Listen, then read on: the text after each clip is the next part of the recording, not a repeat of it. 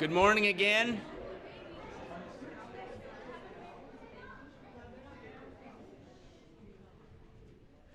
We rang the bell, but it's a little bit hard to hear in here when everybody's talking, having good fellowship. So we always enjoy that and appreciate that. But we're going to go ahead and get started with class now. Give Dean as much time as he needs for that. So Dean will go ahead and get started with class for us.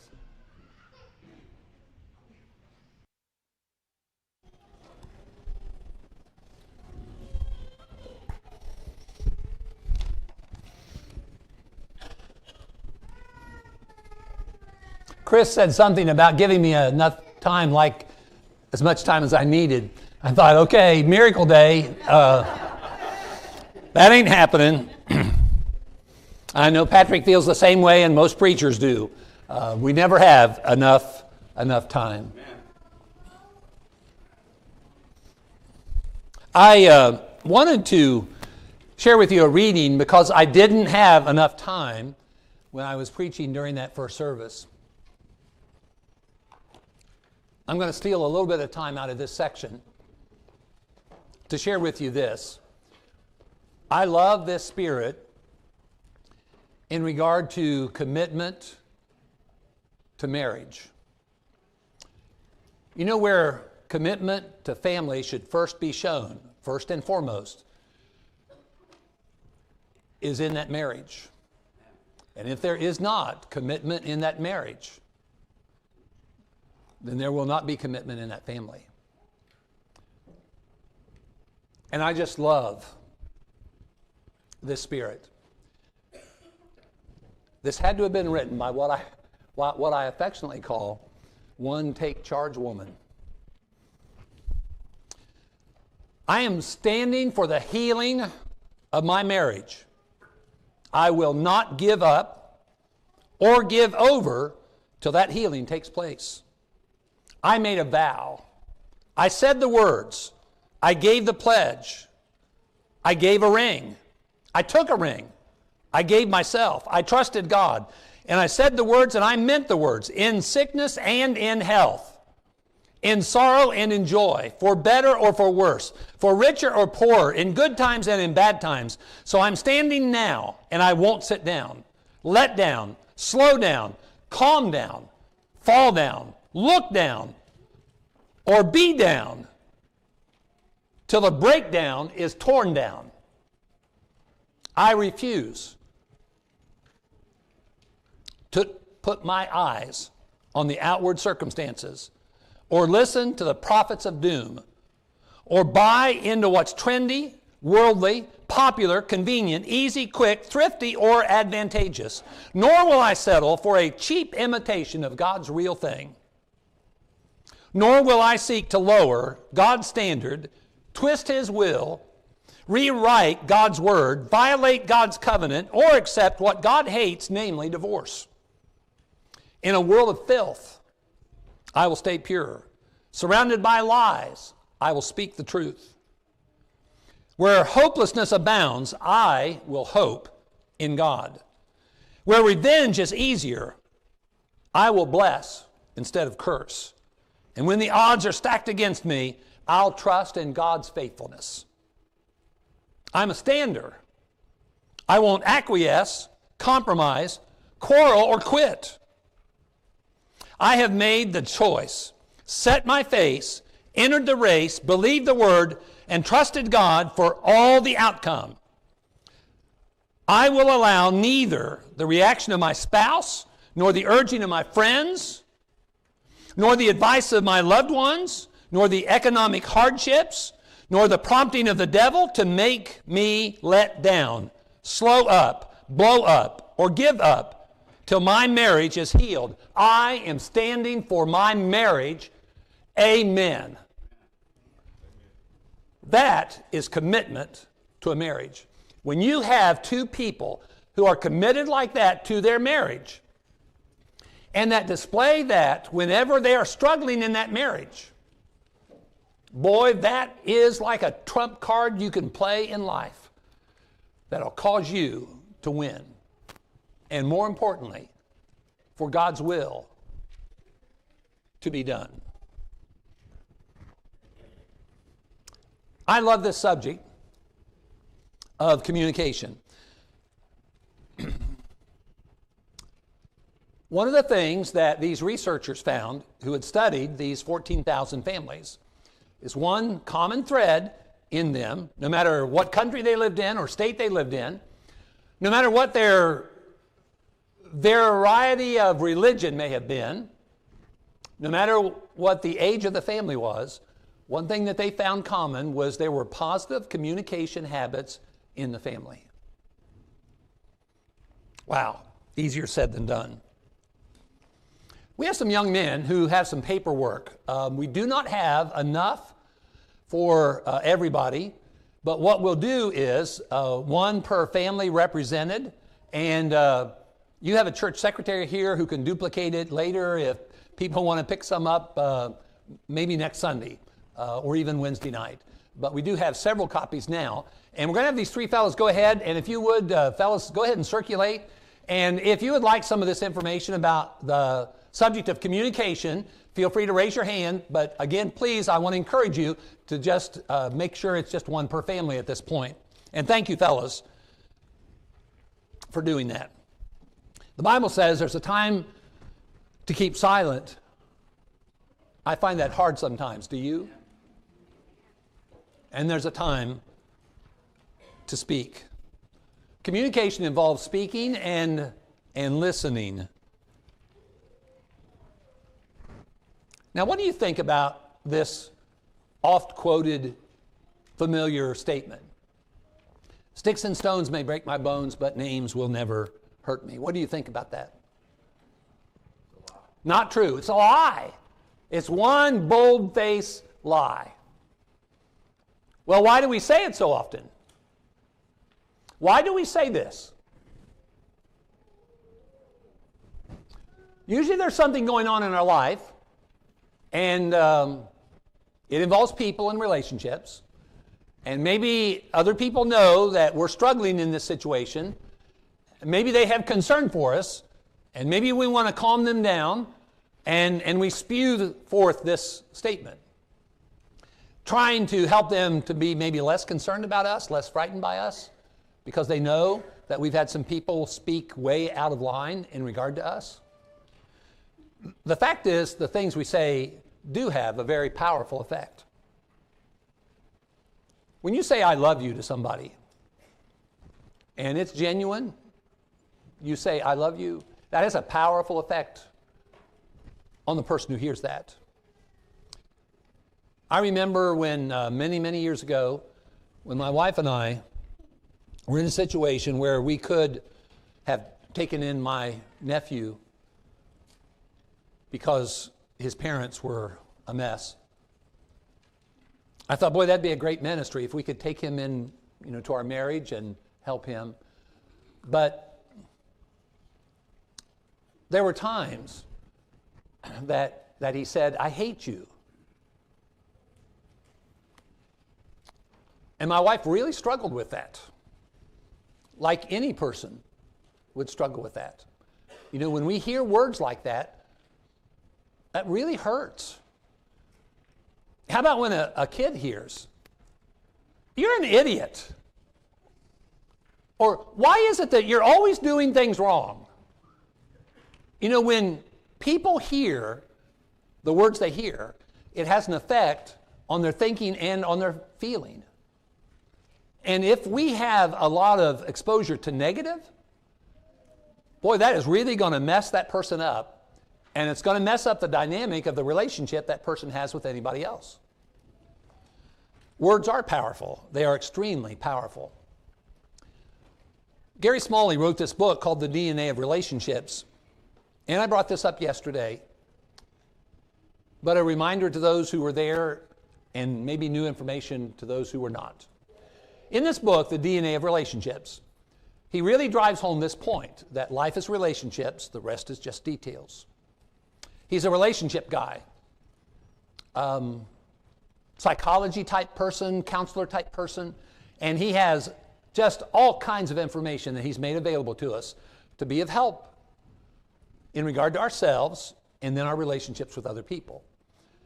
Well, in the DNA of relationships in this book, there are a number of chapters. I forget how many, but there are a number of chapters.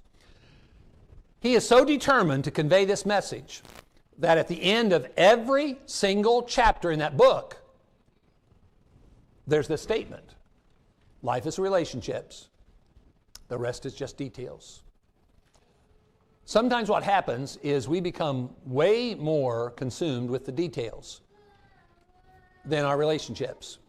And it's because of that our relationships are not what they ought to be. I'm talking about all kinds of relationships. Relationships with neighbors and friends. Relationships with brothers and sisters in the Lord. Relationships within our family. And most importantly, the relationship with our spouse.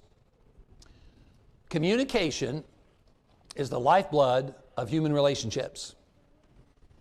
If your doctor, your medical doctor, discovers through testing that you have a blood disease, you are in big trouble.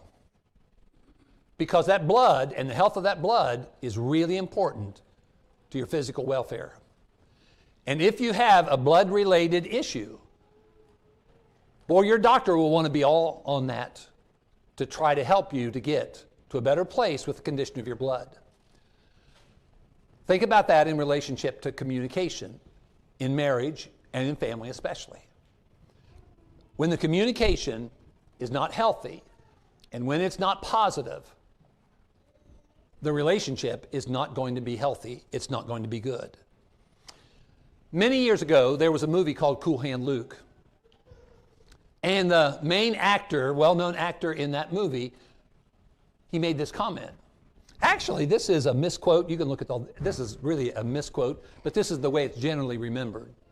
What we have here is a failure to communicate. Well, yeah, that's why a lot of marriages can be troubled.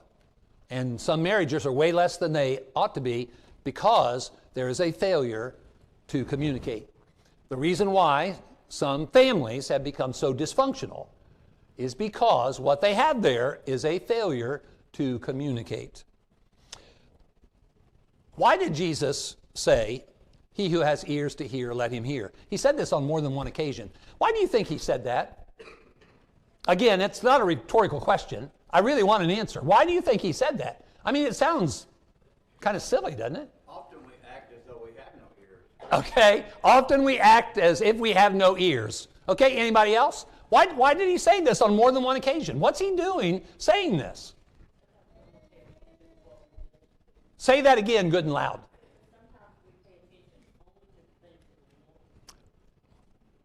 Sometimes we pay attention to only the things we want to. That's called selective hearing. Okay? Men are born with it. Okay? Women grow it because of their association with men. Yeah, sometimes we only listen to what we want to listen to. A warning? Why? Why did he give the warning? Okay. Have you ever talked to somebody, shared a message with them, tried to communicate a message to them, and you didn't have their attention? Every day, probably. Maybe, hopefully not every day. But yeah, that's a very easy thing to do, to talk to somebody, but you don't have their attention. I have a preacher friend of mine, one of the few remaining from my closest group of preacher friends. I have such great admiration for him. I confess that, I have this issue called overexposure to the female gender because I had 3 daughters and a wife, and nobody can come out of that normal, Well, this friend of mine has 4 females and a wife. I don't know how he did it.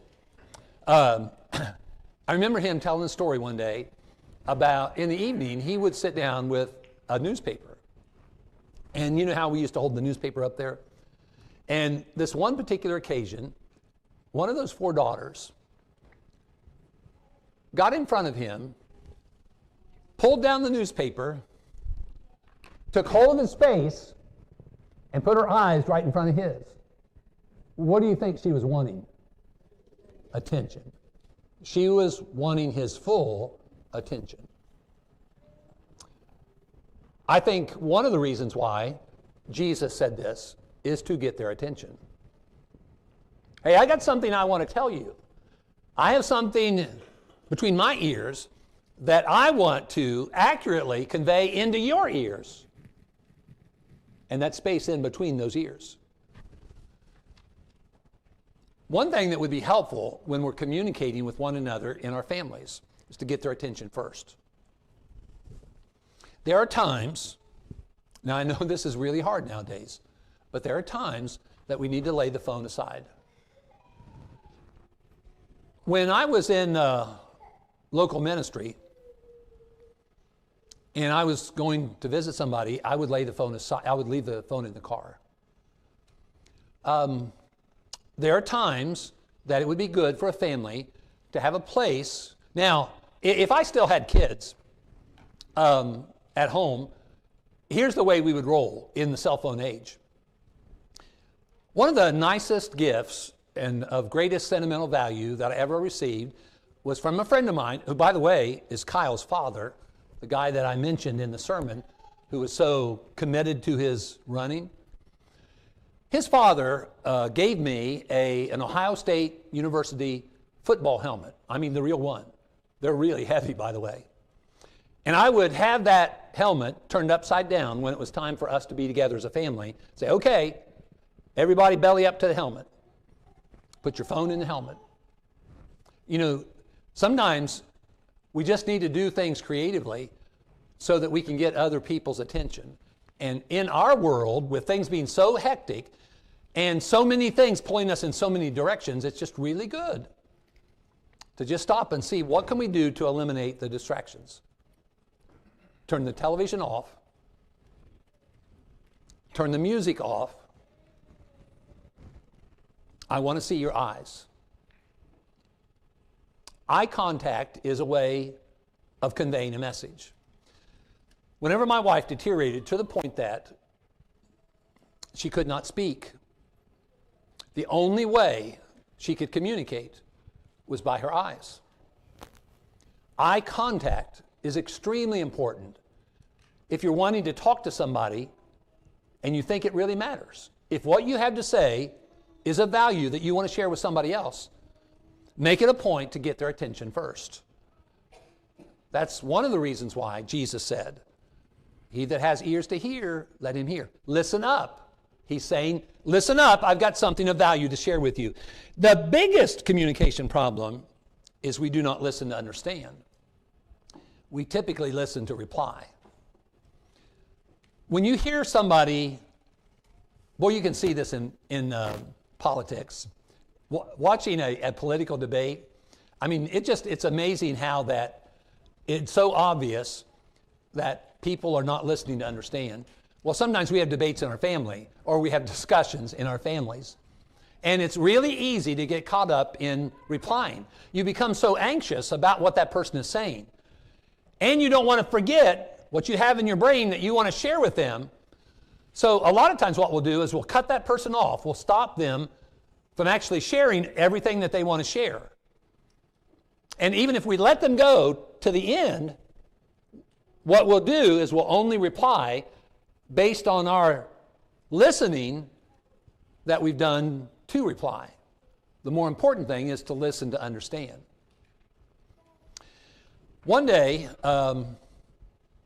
at the church in Hartville, Ohio, which, by the way, was the first church in the state of Ohio to have the Lads to Leaders program. And when you have a program like that, occasionally you have issues and setbacks and that kind of thing. And I needed to call Jack Zorn and talk to him about this particular thing that we were experiencing. And so we had this really good conversation. He provided a lot of insight. After he spoke a while, in reply to my questions, he said, "Dean, what did I just say to you?" And I will never forget my internal reaction. "Jack, the phone is right to my ear. I heard every word you said. Why is he asking me to tell him what he told me?" Why did he ask me that? He was checking to see if I was listening and I got the messages that he was sending. Sometimes when I'm talking, and I find this more with females than males, sometimes I hear people say things and I can't help but wonder, what do they mean? And so I will encourage them to dig a little deeper. Like, for instance, when this one particular woman, who 11 months previous had lost her husband, called me in November of that year, she, in the course of the conversation, said, "I hate being a man." I'd never heard anybody say that before. I didn't understand. I said, "What do you mean, I hate being a man?" She said, "I hate doing what he did when he was alive." Well, I dug a little deeper and I said, "Like what?" "I hate rolling that two-wheeled thing out to the curb every week because he should still be here doing that." See, I got the message, but I had to dig deeper to get it. We really need to seek to try to understand what that other person is saying. Sometimes what I find myself having to do is I will say something, and then I will have to keep talking to keep saying what I just said in a number of different ways until I find a way that I can tell it clicked. They understood. Sometimes that's what we have to do. We'll convey a message, and then we'll have to follow up with the paraphrasing of that message, maybe even 2 or 3 times. But it is critically important that we place a lot of value and effort in trying to understand what that other person is saying. Now, there are levels of communication. "Hi, how are you today?"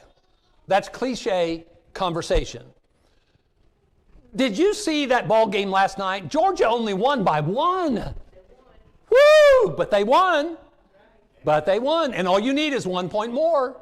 But I knew you'd get so caught up you didn't get the message.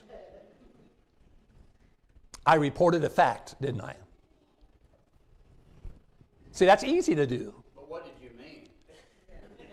What did I mean? Georgia is undefeated. That's what I meant. Like I said, you only have to have 1 more point than the other team. Now, reporting facts is not at risk. You don't put yourself in jeopardy in conversation. But when you start sharing your ideas and maybe even your judgments or perspectives about things, then it becomes a little bit more risky. Because the person you're talking to may not have that same perspective. And so, the conversation may go a different direction now and become a little bit more difficult to handle. But if you're willing to genuinely express your feelings or emotions, that is a real special transparency. Not the best, but it is a very high level of transparency. Sometimes when we're talking to other people, and if we want to cultivate the relationship, we need to genuinely say how we feel about something. Now, sometimes we're tentative to do that because we think that if we're honest, if that person doesn't feel the same way, then that's going to put the relationship in jeopardy. Well, if that fear is that high, then maybe that says something about the relationship, and maybe you need to work more on that relationship. But what we're talking about in regard to these levels of communication is we're talking about levels of intimacy and transparency. The best, and one that certainly ought to be characteristic of every marriage, is complete emotional and personal sharing. No holds barred, no subject hidden. That's what ought to be characteristic of a husband and a wife in their relationship. When you have that kind of transparency, that builds intimacy, and it's also evidence of intimacy. And what I mean by intimacy is I'm not talking about physical intimacy, I'm talking about relational intimacy. What is it that you just couldn't share with your mate?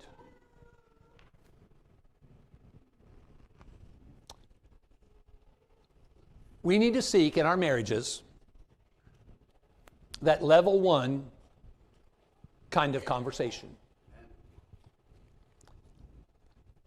Now, a message that we're conveying is composed of the words in the message, but in addition to that, the nonverbals, and then in addition to that, the tone in which it's delivered. Now, the words, we all understand that. You know, it's what we say. Now, the nonverbals, we're talking about how you appear. You know, your body language. Your body language matters. If you're sitting down and your head's down, and you're not looking at that person, and you don't have that eye contact, that communicates something. And if you're appearing just kind of slouching down and conveying a message of apathy, well, that's going to have part and parcel of this message that you're sending to the other person. And the tone matters a big deal. The tone and the volume in which that message is delivered matters big time. Now, what's really interesting is, and fascinating if you've never looked at this, is that I think most of us, if we hadn't done any reading or studying about this issue of communication, we would think that the words were the most valuable. But actually, let me show you what the studies indicate. The words are about 7% of the package, the least amount. The nonverbals are over 50% of the message, and the tone of voice is 38% of the message. See, it's not just what we say, but it's also how we say it. It's very hard, and I've said this on a number of occasions. I think one of the hardest things for us human beings to do is to take what is in here and convey it accurately to somebody else outside of here. That can be a really, really hard thing to do. A lot of times, what happens with church families is that inability to communicate deteriorates into bad communication habits, and that ends up creating tremendous stress and even causes splits. And a lot of those issues, they begin with poor communication, with our inability to communicate successfully, accurately to another person or to a group of people. Words have power. Whether you're talking about positive words or you're talking about negative words, words have power. In a previous session, we talked about how that when you compliment and praise somebody, words of affirmation is usually how it's referred to. When you compliment and praise people, it really does lift their morale. It lifts their spirit. It causes them to feel like they are worthwhile because somebody has noticed something and then they've heard a response about how grateful they are or how encouraged they are by what they've seen in you. Encouragement is really powerful. You know, whenever we participate like in a card ministry, or maybe you just do it personally, I really encourage you, don't just pick out a really nice card and sign it. Do way more than that. Communicate to them in writing. Now, obviously, you don't have tone there involved, but communicate to them in writing something that's really special about the reason why you sent them the card. If they've lost a loved one, or if they're struggling with an illness. I have in my car a card to put in the post office. I'm going to be sending that card to a couple very special to me who live up in Michigan. And it was just found out that they'd both lost their spouses. They found one another actually through the Widowhood Workshop Ministry. And they found out that he has a significant mass attached to his lung. Her first husband died from lung cancer. And they're really shaken right now. I talked to her on the phone yesterday afternoon. I'm praying for them. A whole bunch of other people are praying for them. And I made it a point, before I put that card in that envelope, to write some very personal words to them. Because I know how valuable that is. I've received cards like that. They matter. As a matter of fact, I never thought to do it, but I should have brought it. I have a rah-rah box. I was taught about this a few decades ago. That one of the really good things to do is keep cards that were really special to you. And I have a rah-rah box, a cheerleader kind of box. From people, all kinds of different people, for all kinds of different reasons. There's not a single card in there that just has a name on it. But those cards that had a special message in it, those are the cards I kept. So when I really get bummed, and when I really am struggling, I can go to that box. And because of the power of those written words and what I know those people went through to send me that card, that's really special. It has great power. And then there are negative words. They have power too. As a matter of fact, the power of negative words can destroy people. They can destroy kids in a family. They can destroy a spouse. We have got to realize how important it is what we say, how we say it, and even when we say it. Job's a good example. Now those three friends, when they came to him, according to chapter 2, verse 11, they came with their heart in the right place. They came for two reasons: to mourn and comfort him. And they certainly did that very thing. From chapter 2, verse 11 in the book of Job to the end of that chapter, they were the perfect first responders that Job needed in his life. They came to him. They didn't ask him to come to them. They dropped everything in their lives and they came to him. They mourned and comforted with him. They had the right spirit and right purpose. They chose to be present with him in his agony. Some people are awfully uncomfortable with that, but it didn't matter to those three friends. They were present. They wept with him and they grieved with him. They participated in his deep grief and agony. They were the perfect first responders that Job needed. How in the world did he go from there to this passage in chapter 19:2? To the point where they tormented him. And how did they break him into pieces? With their words. Dumb things caring people say. That would be a good thing to Google sometime if you haven't. Dumb things caring people say. Sometimes well-intentioned, but really dumb. We will say things that can be very hurtful. And that's true in our marriages, and that's true in our families. It's true in our personal relationships in our neighborhoods. It's true in the Lord's church.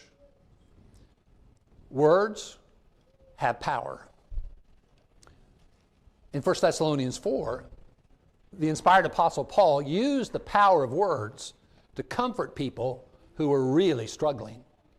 I mean, they were scared. They were overwhelmed by concern about their loved ones who had already passed out or passed on, and they were going to miss out on the second coming of the Lord.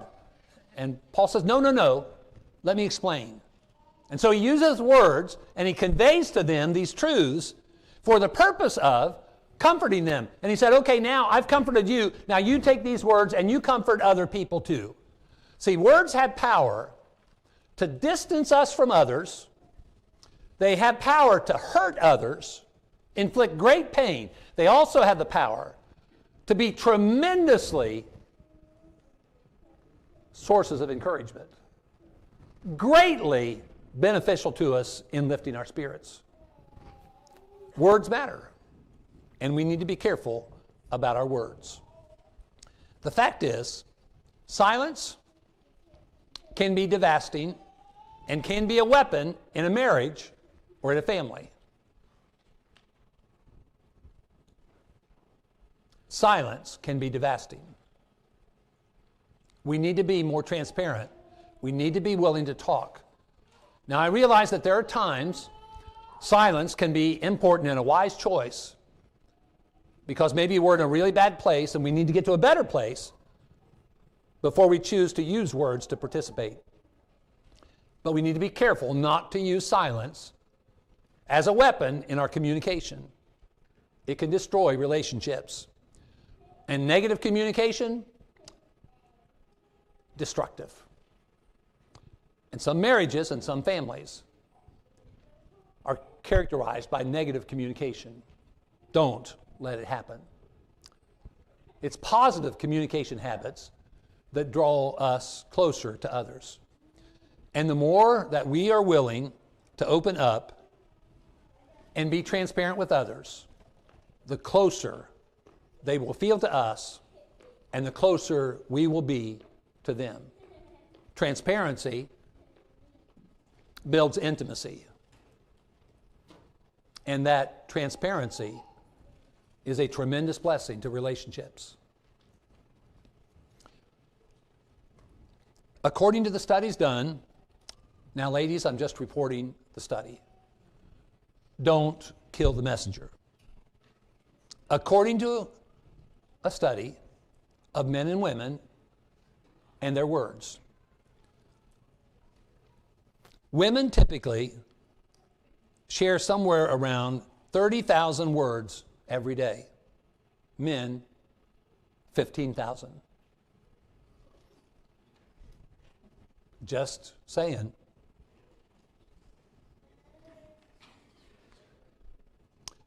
But a woman came to me after I reported that, and she said, the reason why that is, Dean, is because the men in our lives are not listening, and we got to say it over and over again.